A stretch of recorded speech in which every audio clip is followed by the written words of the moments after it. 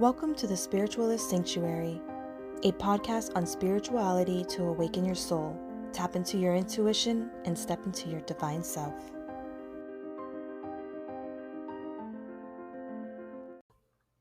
Hello and welcome. I am your host, Jennifer. In today's episode on boosting your psychic potential, we are going to be going over intuition versus your instincts. So I'm going to dive right into the different types of intuition and the different ways to explore these intuitive abilities. I am going to go into how you can recognize and trust your intuitive signals and differentiate them from the chatter of your mind or your ego. So intuition is a form of psychic development, and it is not an overnight thing. It takes time, guys. It requires patience and understanding. And before developing your abilities, you first need to understand its importance and purpose, because having psychic powers comes with responsibilities. It means that you allow your mind and your body to grow spiritually, and you commit to helping others and give precise information. And you give as precise as possible, right? Tactfully and confidentially. The main thing here to know is that having a psychic ability is to never be abused. So, some people, they're naturally born with these abilities, right? But the same applies to them. You will only be able to develop your psychic abilities with time. You can't rush it. The spirit will guide you through your journey. And I recommend finding a psychic group or a mentor to help guide you. You don't want to open yourself up to lower vibrations and energy vampires, because chances are you're probably already vulnerable to the energy vampires. So you don't need to be born with psychic abilities. It is something that can be learned and improved over time. There are a few strategies that we use to help cultivate our intuition and become more attuned to that inner voice. But developing these abilities do require prerequisites, right? Most people that are natural psychics say, they've had these gifts since they were born or since they remember from like an early on age. They have a hard time navigating their senses, and they may even develop anxiety, depression, or have manic episodes because they haven't committed to the most important part. So they don't know how to deal with these senses. And that is self-growth and development. Engaging in self-reflection and awareness, meaning take the time to tune into your thoughts and feelings and to really listen to that inner voice and what is it telling you. You can do this by setting aside regular time for journaling, meditation, or any other self-care, self-development activities that help you connect with yourself on a deeper level. This is really about getting to know yourself, really digging deep. Chances are you have a lot of things buried back in that subconscious that you need to pull up and deal with. You really want to know the real you, not who you are on the surface. Another key factor is to practice mindfulness and meditation. Mindfulness involves paying attention to the present moment without judgment or distraction. This can help you become more attuned to that inner voice and the subtle clues that it provides to that intuition. My favorite way personally to do this is through walking. I will take my toddler on a walk and I really tune in to my surroundings. And usually I get the clearest messages, and when I'm like in guidance, when I'm on those walks, things just kind of come to me. Or I like cleaning with headphones on. So everybody in my house knows if I have my headphones on, we don't distract mom. We let her be because she is doing her thing, right? The other way is meditation. The go-to solution to everything is meditate, right? That's what that is the solution. That is the universal solution. It is a very powerful tool to quiet your mind, to become more centered, and in turn, it makes it easier to hear our intuition and act on it when it speaks to us. However, I do know meditation is hard for a lot of people, especially in today's society. Like the world is just go, go, go. Everything is so fast paced. I have created an ebook on how to meditate with an overactive mind. If you head over to the Patreon, you can grab a copy of that. Now, these next two are big ones and quite possibly the ones that most struggle with, and that is learning to trust yourself and your instincts. Have the confidence to act on what your intuition is telling you. A lot of times we get these intuitive feelings and we don't act on them. Even if it goes against your logical mind or what other people might be telling you to do, you need to act on them. You need to start listening to them. The second big one is learning to let go of control. I'm going to repeat that again. Learn to let go of control. Surrender to the flow of life. This means accepting that you cannot control everything that happens to you and learning to trust that the universe has a plan for you that is ultimately for your highest good. By embracing this mindset, you can become more open and receptive to the insights and guidance that our intuition provides you with. In my next podcast, I will go over in detail ego and fear-based dilemmas, but I just wanted to touch up on that because that is a major detail here. Intuition is a powerful tool. We all have it inside of us. It's that little voice that whispers to us, guiding us in the right direction. However, not everyone hears intuition the same way. There are several ways, and today I'm going to talk about the 4 most common ways. So first up, we have clairvoyance. This is the ability to see things that are not physically present. People with clairvoyance, they may have vivid dreams or visions or things that will happen in the future. They may even see spirit or a ghost. They will see symbols during meditation and sometimes randomly not in meditation. The most common is the purple tunnel in your third eye or an eye symbol. Clairvoyants are usually very artistic. Most of my visions or messages come through to me this way. I'm going to share a story here. So, okay, the other night I dreamt that there was a guy in a mask. It looked like a Jason mask, and he was wearing a hockey player shirt, like with a panther on it, the Florida Panther hockey shirt. And he was going around slicing people's necks. I don't know the object. I would be guessing if I said I knew.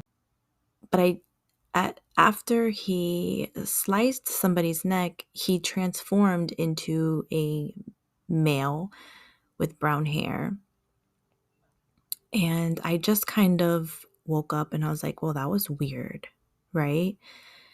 And then at some point during the day, I was scrolling. When I opened my Instagram, I had seen a video about a hockey player named Jason who passed away in a freak accident. Um, his carotid was sliced by a skate blade. And when I Googled to read more about the situation, I wasn't even expecting anything. And when the guy's picture came up, it was the guy that was in my dream. So sometimes we'll have these random visions that they don't even make sense to us. So, my suggestion is to write down all of your dreams, even if they seem weird or random, because at some point they may make complete sense to you. Other ways to practice this, you can stare into a candle flame for 2 to 3 minutes. Close your eyes and look towards the middle of your brow with your eyes closed. You should see this flame in your mind's eye. And make sure you're relaxed, you're focused on the image. Stay like this for 10 minutes and eventually work your way up. Another type of intuition is clairsentience. This is the ability to feel things that aren't physically present. People with clairsentience may have a strong sense of empathy or feel physical sensations that other people don't. They may be able to sense the energy in a room of people or a particular person. Going out in public can sometimes be debilitating for these individuals because we literally pick up other people's feelings. So we tend to keep our circle pretty tight. Clairsentience is probably my strongest intuitive ability right now at this moment. I am a physical empath. I know within seconds who someone is, their motives. I physically feel other people's pain as like a tightening in my chest.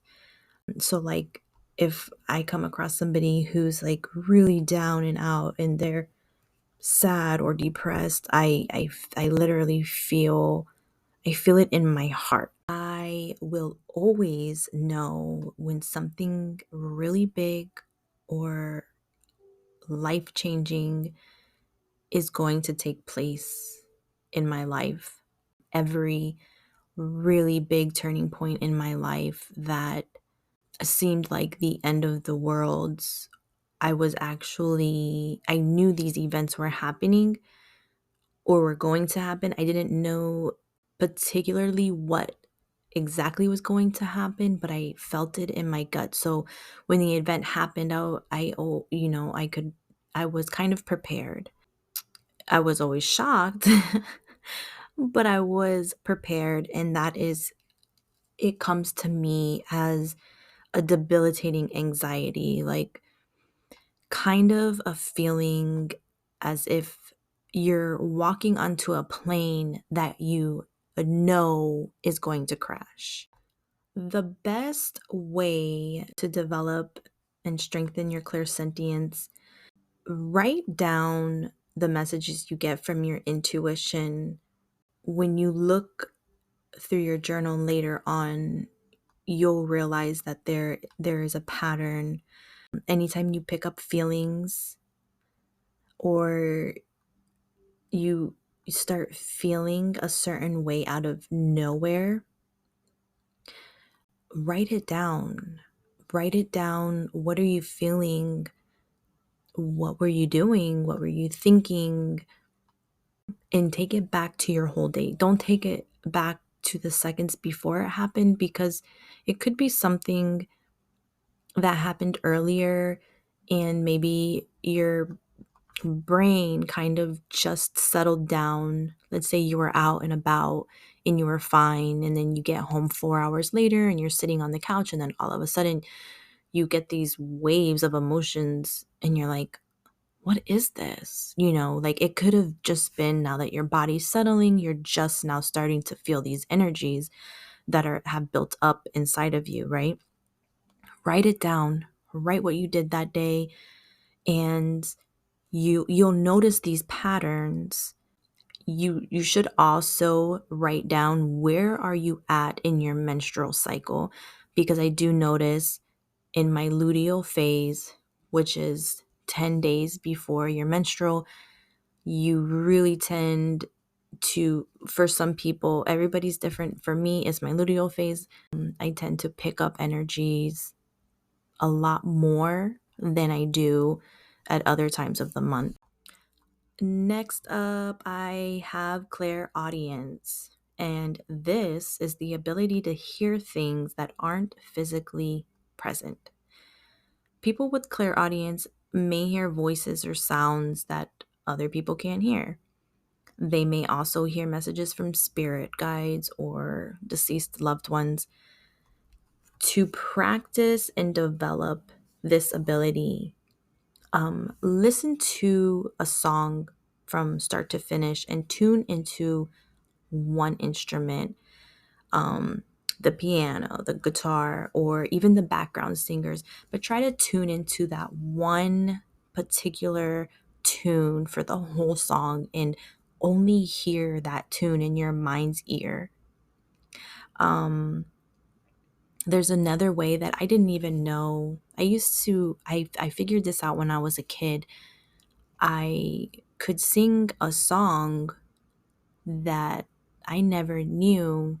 It could have been the first time I heard the song, but I could always sing. I always knew the lyrics if I sang the song in my head. So I always knew what they were saying. You can practice it that way. Turn on a random song you don't know and sing the song in your head, in your mind, and try to say the words as they say them. You can also do this in a walk. When you go for a walk, you can really tune into certain elements, the birds, the trees blowing. Another great way is in your mind's ear, create a rainstorm. At first, you might hear the wind picking up because the storm is coming in, and then maybe you start to hear sprinkles, and then you start to hear heavy raindrops. Hear the thunder in the distance, and hear it louder as it gets closer. And then hear as the storm passes by, and how the sounds start to get less and less in your mind's ear. Last I have for you, and this isn't by no means last as in these are the only four psychic abilities, because they're not. And actually, there is one that I don't even cover here that I actually do have the ability, clairaudience, which is the ability to smell things. Certain smells I know go with certain spirits. But I'm not talking about that one. It's not a very common one. However, we could talk about it if you want to leave a comment here, if you want me to touch more on that. But I am going to talk about claircognizance. This is the ability to know things without any logical explanation. People with claircognizance may suddenly have a thought or an idea that they know is true, even if they can't explain it. Like they might have a strong gut feeling about something or someone, and they don't know why. Sometimes they might have random thoughts while being mindful, like showering or in moments of mindfulness. The best way to practice this is automatic writing. You need to sit in a quiet, safe space. You do a short grounding meditation to center yourself and really clear your mind. Write on the top of the paper a question. It could be, what do I need to know this week? And without lifting your pen, you write whatever comes to your mind, even if it's, I don't know what to write, because that's what came to your mind. You write that and you keep writing and you don't lift that pen, and you start with 5 minutes and you work your way up to 12 minutes or 3 pages. I recommend when you first start to make your minimum of 3 pages. Now, everyone has a potential to develop their intuition. Some people may have stronger abilities in certain areas, but by paying attention to your intuition and practicing techniques to strengthen it, you can tap into your inner guidance and lead to a more fulfilling life. Some more activities you can do if you live in a city with frequent traffic reports. Try to guess which roads are bad and guess why. Guess why there's a traffic. They're doing road work. There's a car crash. This works better if you have 2 routes to get home and you have, different options to choose from, each with an equal chance of having delays, right? You can guess which road to use to get home faster and then check Google Maps. I'm not saying I'm not saying guess and take the road and then use Google Maps. I'm saying take your guess and then check Google Maps and see if you were correct. It's not helpful though if one road is always bad, because then logic is going to take over and you're going to say, well, I know this road is always bad after 5, so I'm going to take this other road. When you go shopping without checking the internet or the ad, try to guess how much you're going to pay for something and where the best place to buy it is at. And then afterwards, after you figure out in your mind and you make your guesses, check out afterwards where the best place and the price is going to be. You can do this with parking, especially during the holiday season. Let your intuition guide you to the best parking spot. When your phone rings, see if you can guess who's calling you before you look at the caller ID. Without knowing anything about a game or a team, try to guess who's going to win. And you can take this a little bit further and go and guess what the score is going to be. The trick is to find something you care about or something you cannot know for sure based on past knowledge and experience, and then you can get feedback on that. Pay attention to the difference in feelings between what is proved to be right and what is proved to be wrong. So let's say you are deciding which route to take home. Really, you want to sit with yourself and you want to say, should I take option A? And listen to your body. See how you feel. What do you feel? Do you feel any sensations in your stomach? Do you feel any tingling anywhere? Do you feel any heat or heaviness anywhere? And then ask the second option, should I take option B? Again, listen to the sensations you have. You can always program yourself by asking spirit, show me what a yes feels like. And then you really listen to your body, feel what you feel. And then you ask, what does a no feel like?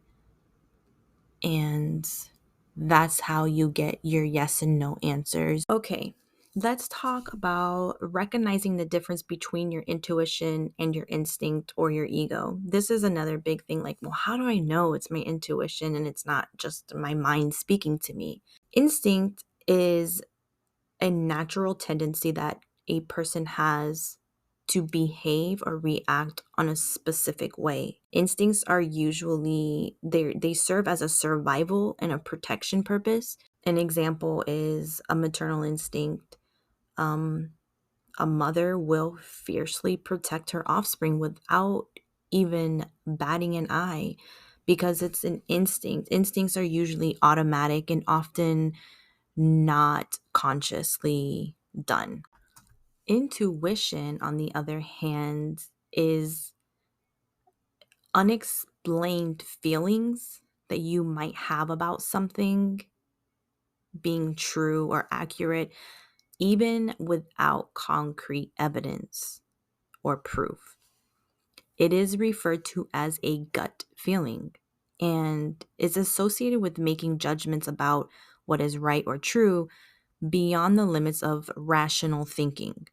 Your intuition might tell you something is wrong before you have specific evidence. In summary, okay, intuition is a calm sense of knowing, whereas an instinct will feel compulsive or running away from a feeling.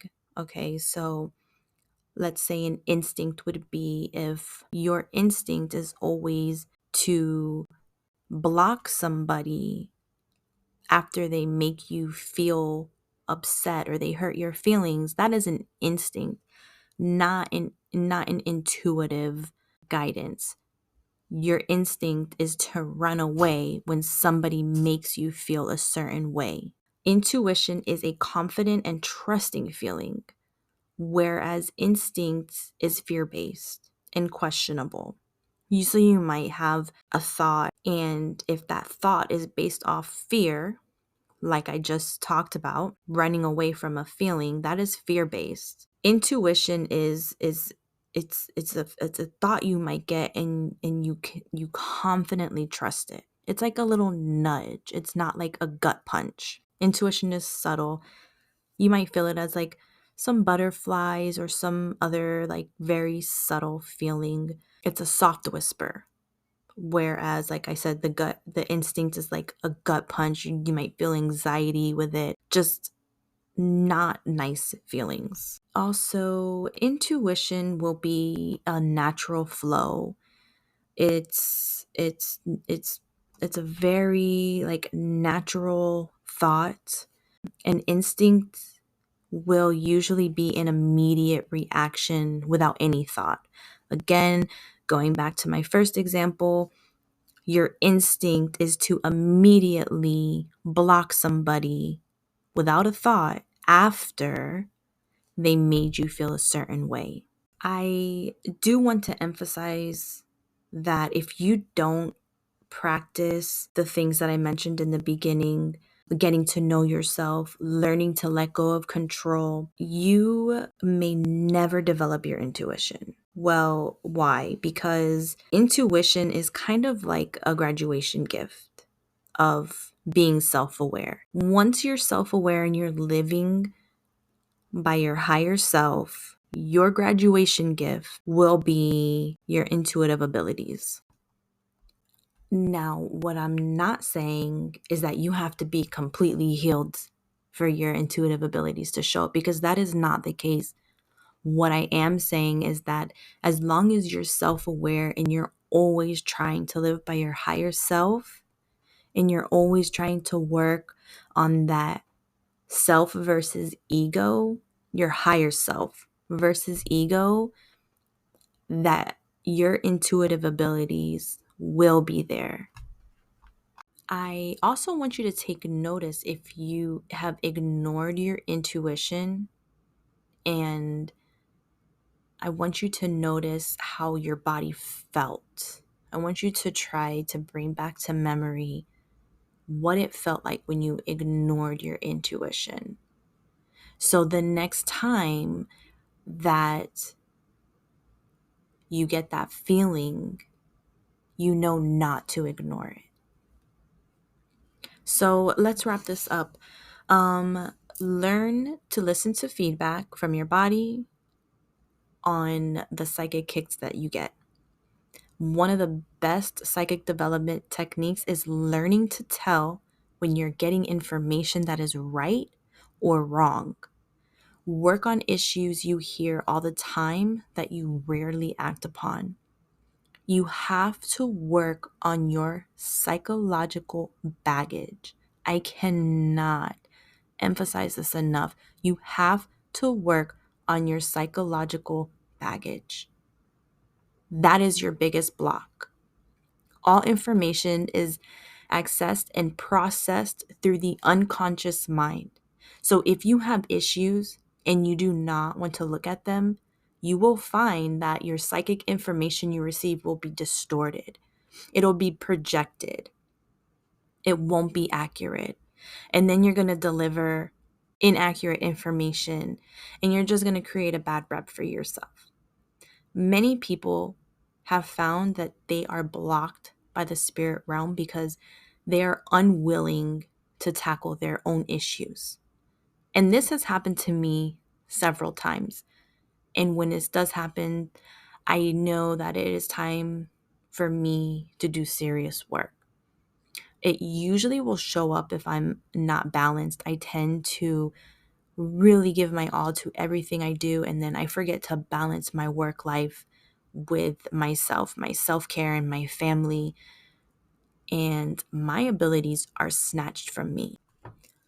Please, please, please always get a person's permission before you give out any information.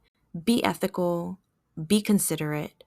Never promise what you cannot deliver, whether it is a surefire investment of the spirit or someone's long lost grandfather. Honesty is the best policy in this line of work, guys. Remember, everyone has days off, and it is no different for psychics. You need to break away for a day to recharge your energy levels. The key point to remember is if you find yourself wondering if you're crazy, it probably means you are sane. Okay? People having an initial psychic opening often start their conversations with, "You might think I'm crazy," or "You're never going to believe me." But I know to this day, I still start conversations with my husband about, "You might think I'm crazy." So the mere fact that you doubt your own sanity is a reassuring sign that you are still in touch with reality. You are simply trying to figure it out.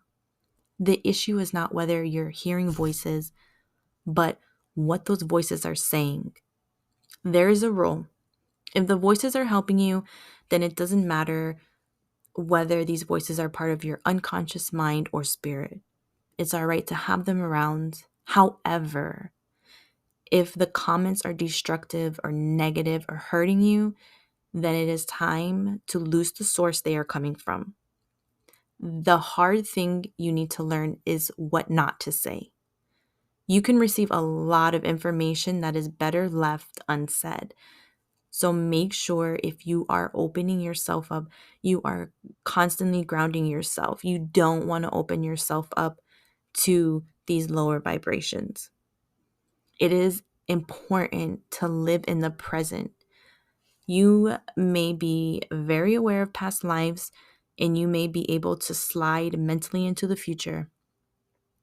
However, you are living in the present, and this is where you need to focus. Most people forget their past lives for a reason. They have a past, and that is where it belongs. The future will take care of itself if you remember to focus on the present without being pulled off balance by the past.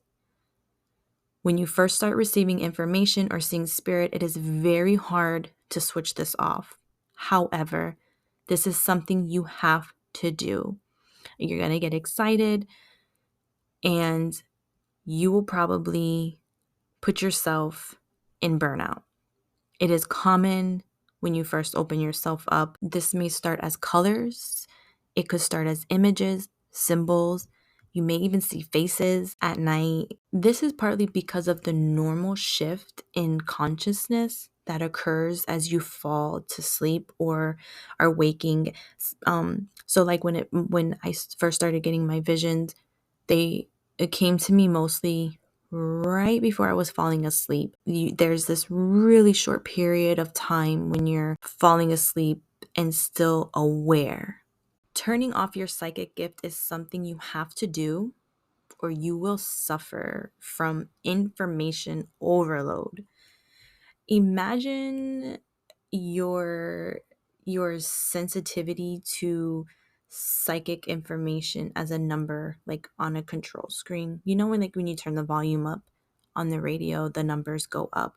So imagine that number as the sensitivity of your psychic abilities. When you go to bed in your mind's eye, you need to visualize that number going down to 0. Okay. If you want to, in the morning, turn it up to 10, that's fine. If you don't want to use it, that's fine too. It is up to you when you turn on and off your abilities. And I am telling you right now, definitely make that number one priority. Do not stay open at all times. You can also do this. You can sign a contract with your spirit team. You can go into a meditation and you can visualize yourself meeting with your spirit team and setting your terms and conditions with them, and actually visualizing yourself signing a contract with them. Let them know, hey, when I'm out in public, I am closed. When I'm at a party or in a group gathering, I am closed.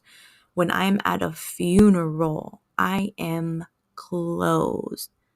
When I am here or there, I am open to receive messages. You have to be clear and you have to set your boundaries.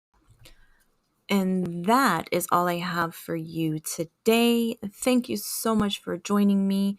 Leave a comment, take the poll, be love, give love and light, and live right. Until next time, blessed be.